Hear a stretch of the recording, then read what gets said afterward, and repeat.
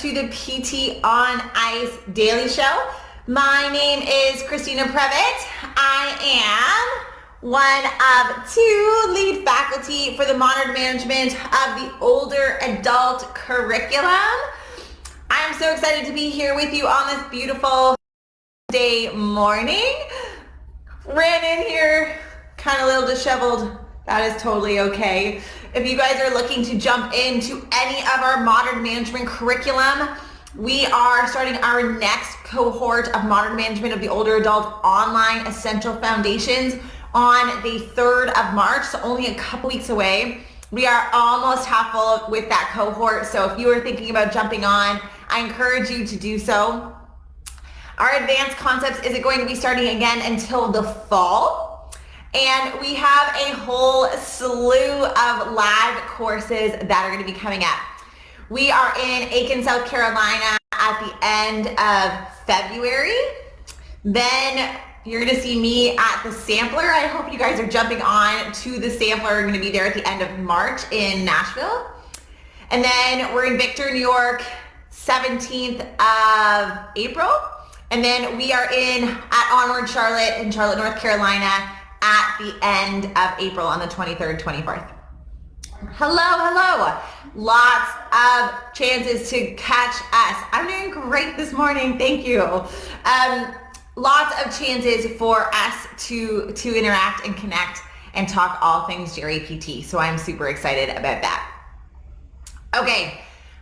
I did a post about this, and the modern management faculty have been talking about balance training a lot. And I decided to call this topic that tandem standing is the ankle pump of balance training. If you have heard any of the faculty rap on, then you have heard that we are adamantly trying to fight this pandemic of underdosage in the Jerry PT space. And I would argue that it's prevalent in other areas, but it is pervasive in the geriatric space. And we are surrounding ourselves with a lot of individuals who are very good at challenging the norms and pushing their clients, especially when it comes to resistance training. And we've been spouting this message for the last couple of years. And we always talk about, we kind of have this hate on for the ankle pump just because it tends to represent this underdosage in resistance training, this lack of high intensity, this lack of appropriate stimuli to drive change. Now, why am I saying that tandem stance is the ankle pump of balance training? I am saying that because we tend to also underdose in the balance sphere. Now hear me out. We talk about how one of the leading causes of institutionalization and injury in older adults is falls. We know the stats, 1 in 3 older adults over the age of 65 fall each year. Many people fall around the home. That injurious falls are one method for older adults to transition into institutionalized care. The percentage of individuals who fall in institutionalized care is high. So we know that balance, or being able to maintain our center of mass over our base of support, is an extremely important component for allowing our older adults to be independent, to navigate around their community, to navigate around their home, for their families to feel confident in their functional capacity and resiliency. And therefore, we have circumstances where we are going to be training balance. I feel like everyone can kind of agree with me there. The thing that we fail to do sometimes as PTs, and this is not everybody, but this is true a good portion of the time, is we don't tend to assess truly where balance breaks down. Or we only assess one sphere of balance. Just like in resistance training, that power training has a very different physiology than strength training. There's going to be different adaptations. The same is true with balance. And when we only prioritize static balance challenges, we are missing so much for how our older adults fall. They do not fall by tandem standing by their counter with two upper arms assisting. And I'm being a little tongue-in-cheek by that. But what we know is that it is these more complex situations that cause our older adults to fall. This increase in cognitive loading, increase in dual task performance, increase in complexity of the task or the environment. And so if these are the circumstances where individuals fall, then I have a hard time believing that tandem standing is going to make any significant change to a person's balance to change the trajectory of their life. And if I am doing an exercise that is not incurring the benefits that they need in order to stay independent, then I am doing something wrong. And there is something that I can do better in order for me to really truly help my clients in the best, most skilled way that I can. How do we do this then? I am not saying that tandem standing is never needed. I'm not saying that. I'm just saying that Alex Germano, one of our TAs, she did an amazing job of showing a reel that layered in other things with tandem standing. And what this comes down to first is that we need to consider how we are assessing balance. So probably the two main outcome measures that you're going to see in the geriatric world is the Berg and the 4-stage balance test, which are both wonderful. Don't get me wrong.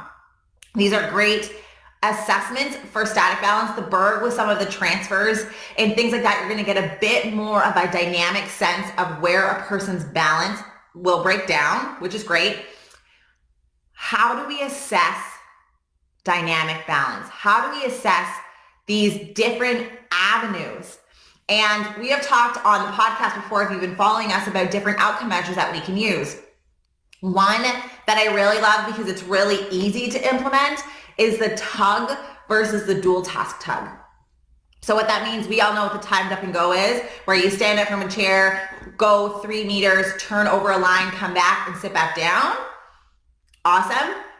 Then we take that score and we repeat the task. And we can do this 2 ways. And I love doing both because you can see if there's a specific time where a person starts to break down. So you can get them doing a motor task. In our live course, we get our participants to have a glass that is absolutely full of water, and we do a tug challenge where we see the difference.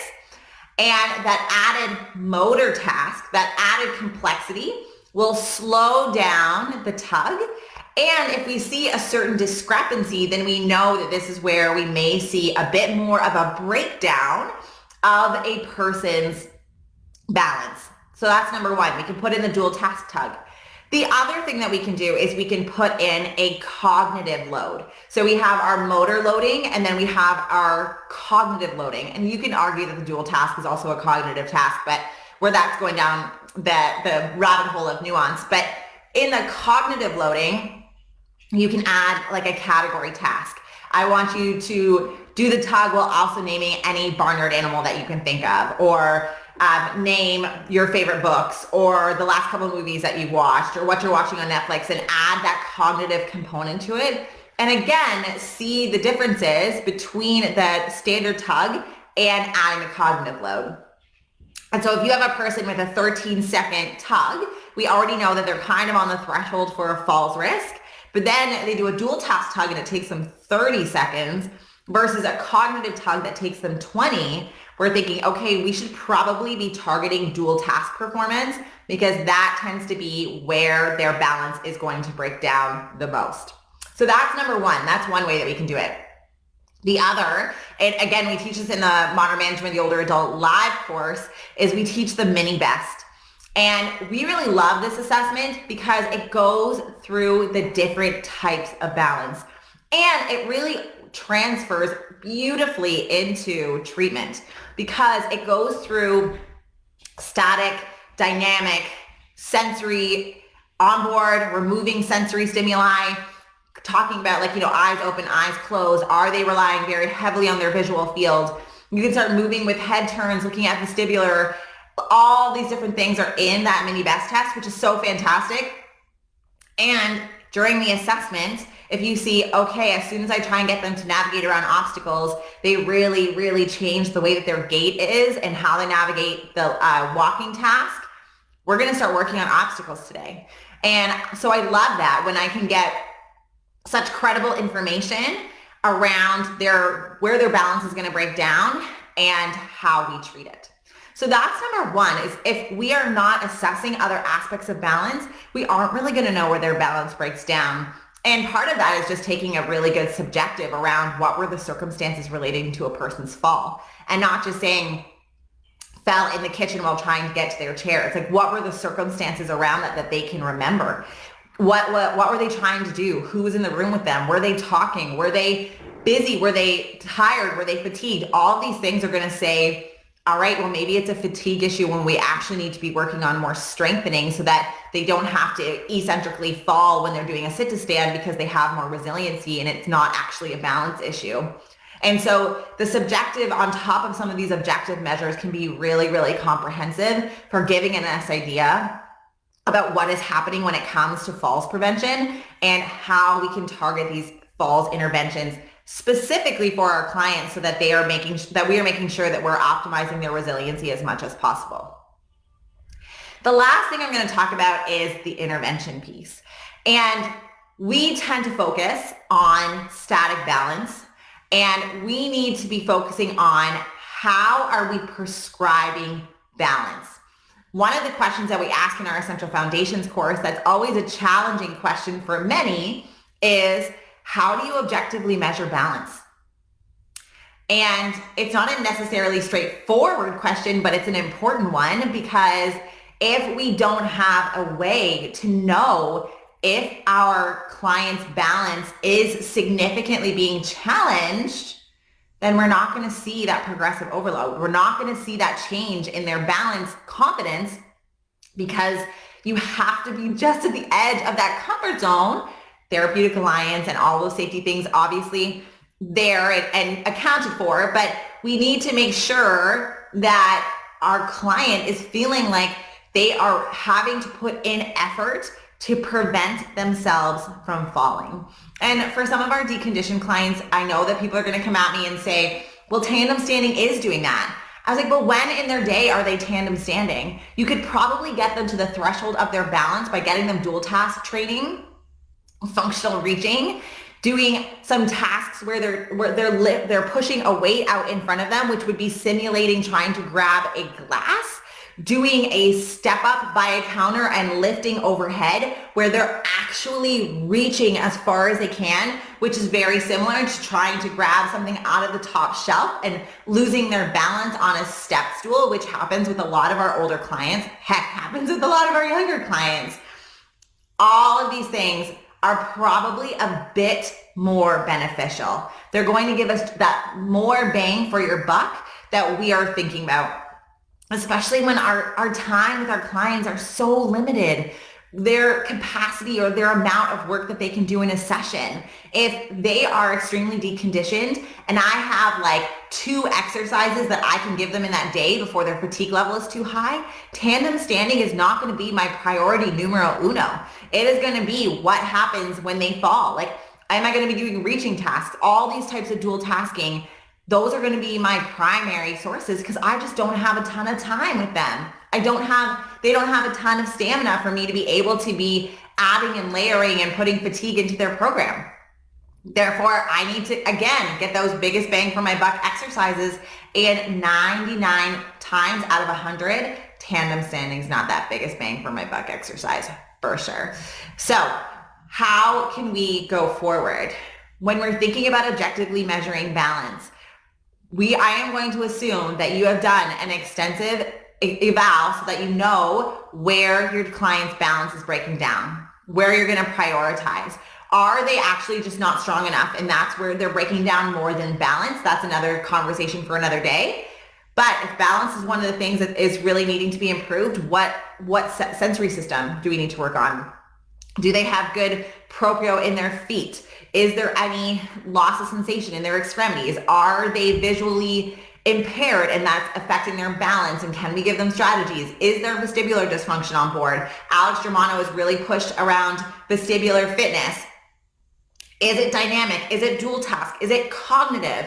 And once we know that, then we can replace tandem standing with things that are simulating and giving our clients graded exposure into the stimuli that have created falls in the past. Not only that, but if we are mimicking some of the circumstances that has had a person fall, we can do a graded exposure treatment to also try to extinguish fear of falling. Tandem standing may be too far removed from the circumstances relating to how a person has fallen in the past that we aren't actually tackling the fear of falling. And we know in the literature too that it is one of the most independent predictors of a person's balance deficits. Not their physical capacity, but their fear of falling. And so another reason why we want to be moving away from exercises that are not stimulating the stimuli that we want, but are actually going to be mimicking what is happening in their environment, is to extinguish that fear of falling. All right. I hope you all found that helpful. It is so important to start challenging these paradigms, really thinking through our reason, because I'm pretty sure if we sat back and reflected, it would be that it's easier to give tandem standing and static balance, and it's a little bit less cognitively demanding on the therapist from a guarding perspective than doing some of these other higher level tasks. Or it's our fear that is preventing us from really challenging our clients in the right way. And that's not something that is wrong, but definitely something, you're so welcome, definitely something that we need to be considering. And we could graded exposure ourselves to get us more comfortable with pushing the limits a little bit in balance training, because it can really link to really powerful improvements in our clients. And we definitely need to be doing that for our older adults because they deserve it. All right. I hope you all found that helpful. I hope you are going to have a wonderful Wednesday. If you are interested in Essential Foundations, our 8-week online course, we start March 3rd. I'm super, super excited to get another cohort going. It is so fun teaching this course online. Our advanced concept doesn't start until the fall, but I hope to see a bunch of you at Sampler in Nashville, March 27th, 28th. It'll be exciting to see a whole bunch of your faces down there. And we got a really great agenda coming up for that weekend. All right. Have a wonderful week. If you guys have any questions, comments, I would love to hear them. Put them underneath the Instagram or into the Facebook group, into the Facebook thread, and we will talk about this more soon. Bye, everyone.